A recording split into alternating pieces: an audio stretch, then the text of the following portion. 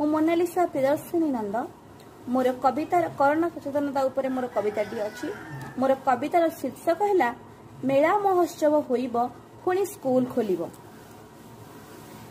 Corona राक्षस आसिला सभिंकु करिला grass, पयस देखेनि सिएलो जीवन करई शेष।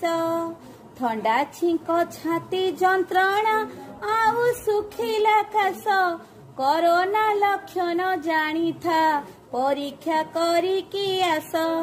मास्क मुहे सदा पिंधिब साबुनी धोईकी हाथ, गहली स्थान को जीवनी सभिंकु जोड़ुछि हस्त। सानिटाइजर हाथ रे सदा लगाउथिब, दूरता को रक्षा करिले प्राण जाई बंचिब। कोरोना होइले तुमको धैर्य हरा नाही, गृहे संगरोध होइब हेला करिब नाही।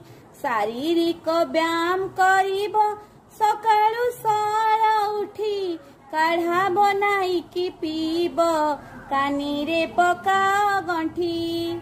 संतुलित खाद्य खाइब गरिष्ठ खाद्य को छाड़ी, रोग प्रतिरोधक शक्ति शरीर जीव जे बढ़ी।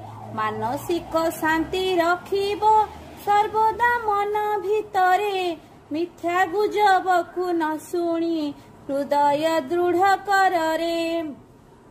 पड़ोशी होइले कोरोना घृणा करिब नाही, साहाज्यर हाथ बढ़ाओ तांकु साहस देई। मधुर वचन कहिकी तांकु दिया हसाई, टेलीफोन कथा होइकी मन दिया भुलाई। छोटो पिला आउ पशु को आमे सुरक्षा देबा, कोरोना न छुए जीपरी सर्वे ध्यान रखिबा। बंचिबा को जदि चाहिबा एसबु मने रखिबा, खेल नुहे वास्तव सभी गुरुत्व देबा।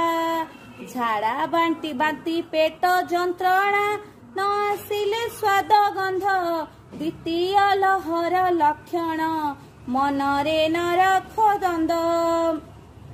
कले एबेठू सतर्क होइले जीवन बंचिब जाई, हेला कले सर्वनाश तो एक कथा भूलिबा नाही। मेला महोत्सव होइब पुणी स्कूल खोलिब, गाड़ी मटरर शब्द पुणी काने बाजिब। एही कार्य सबु करिले कोरोना हारिब सत, सुंदर पृथ्वी आमर एमिति हसुथिब त। सुंदर पृथ्वी आमर एमिति हसुथिब त। नमस्कार, धन्यवाद।